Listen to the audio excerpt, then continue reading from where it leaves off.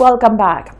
Policy intervention number 24 under the Economic Recovery and Resilience Plan deals with supporting the business environment by fast-tracking legislation for increased access to finance by the private sector. These reforms will benefit the financial sector and the average citizen by stimulating positive economic activity. It will encourage lending institutions to be less risk-averse and bureaucratic in issuing loans, and it will also better address the issue of non-performing loans. Glenn Simon tells us more in this report. The Department of Finance, via the National Competitiveness and Productivity Council, NCPC, has been instrumental in coordinating two legislative reform projects, namely the Secure Transactions in Movable Properties Bill and the Bankruptcy and Insolvency Bill, with technical assistance provided by the World Bank. Consultant lawyer for the government of St. Lucia, Bota McNamara, has been engaged in the implementation and harmonization of both pieces of legislation. He said the proposed reforms will aid in the movement of credit, which allows businesses or individuals to move from a point of stagnation to economic drivers. When you hear bankruptcy, one may question, how does that help in credit? So what the Bankruptcy and Insolvency Act does is it permits users of the Act to restructure their liabilities, and in doing so, release themselves from burdensome and bad debt, allow them to put those debts into better standing, and allow the entity, be it themselves or their company, to now become an economic driver again. So bad debt becomes good debt, and companies that are now struggling move to become thriving companies again. Project leader and economist with the NCPC, Shaba Mathre, referenced the importance of the security interest in movable properties legislation to the business sector when accessing finance from local banks.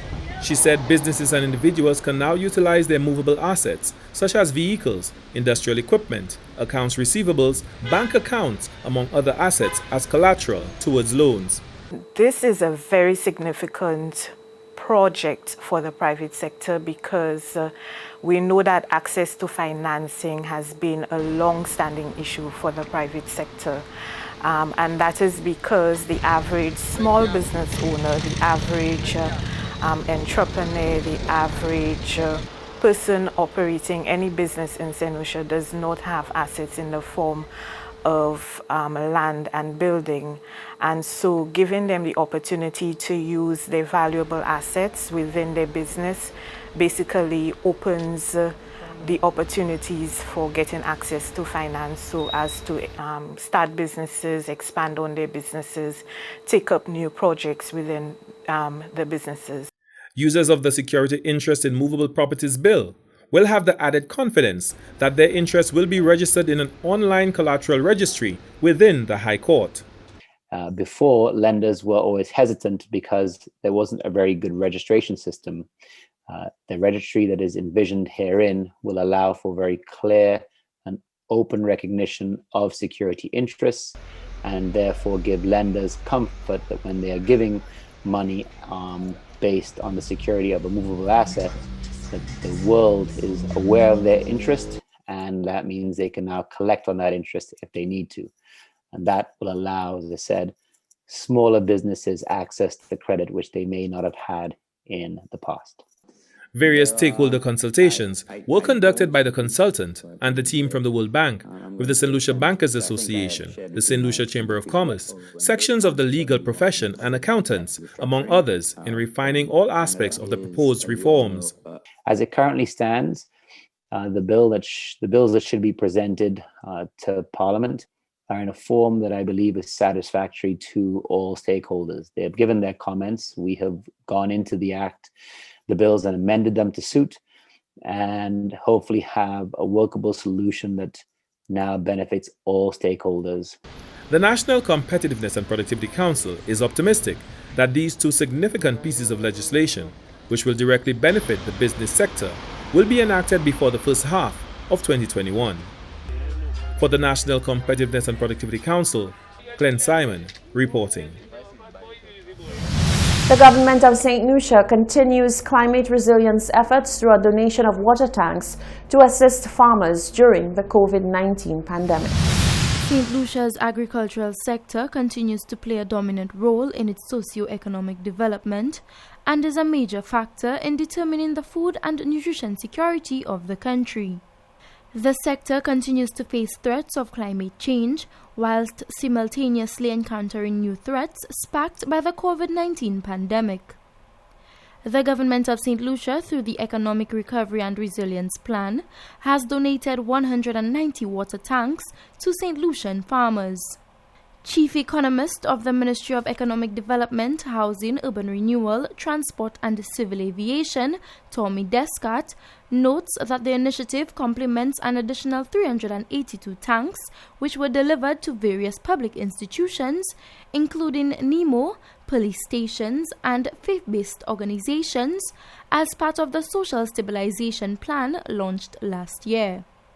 In the onset of COVID, the Department of Economic Development and the Ministry of Finance embarked on the development of an economic recovery and resilience plan. And this plan was essentially to help the economy, help livelihoods, persons that are vulnerable.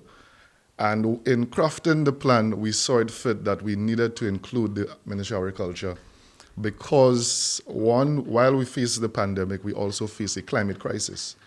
And climate impacts farmers in many ways. We know the increasing intensity of natural hazards and the frequency, but also in terms of the drought conditions and so on. So we are very happy today that we are launching this initiative. Descott explains that all tanks were procured from a local supplier in an effort to stimulate the manufacturing sector. Kenisha Ano, a benefiting farmer, expressed gratitude on behalf of all recipients for the donation. I would like to sincerely thank them for providing me with this water tank, as well as everyone else.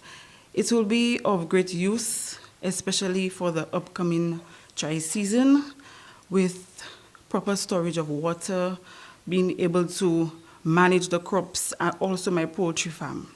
The project was funded by the World Bank through resources reallocated from the Disaster Vulnerability Reduction Project. From the Communications Unit of the Ministry of Agriculture, I am Anicia Antoine reporting. St. Lucia joins the international community to observe World Water Day. A focus of the observance is the achievement of the Sustainable Development Goal number 6, which is water and sanitation for all by the year 2030. The theme for 2021 is Valuing Water. Here is an excerpt from the Ministry of Agriculture's feature on World Water Day.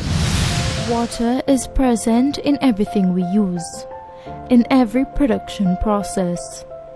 Whether directly through showering or drinking, or indirectly through the food we eat or the products we purchase, almost everything we do requires water. More and more rivers and other freshwater systems are drying up or becoming too polluted to use. World Water Day seeks to bring attention to what water means to people, its true value, and how we can better protect this vital resource. Water is a very complex issue, and although water means different things to different persons, at the end of the day, that persons need to value water. And surprisingly, this year, the theme for World Water Day is Valuing Water.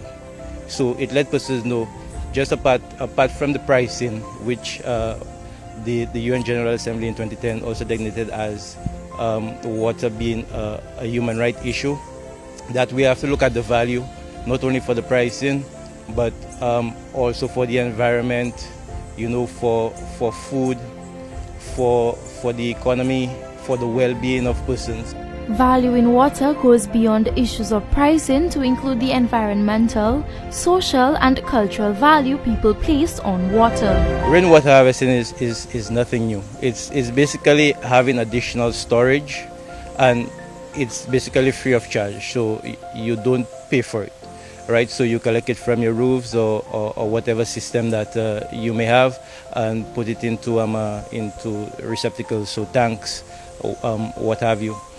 So this is basically what it is. So you could use that for non-potable uses, to flush your toilets, to wash your car, to bathe, to water your garden, etc. You can also make it potable by probably applying chlorine or using a filtration system.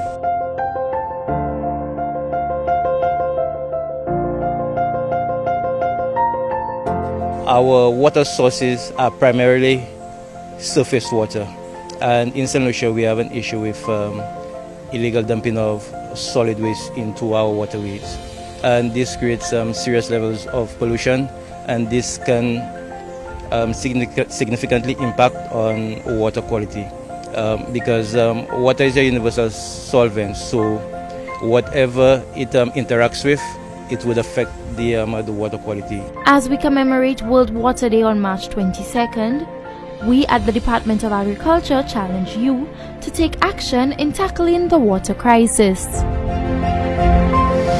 This is the Hot 7 TV Nightly News. When we return, the latest weather report.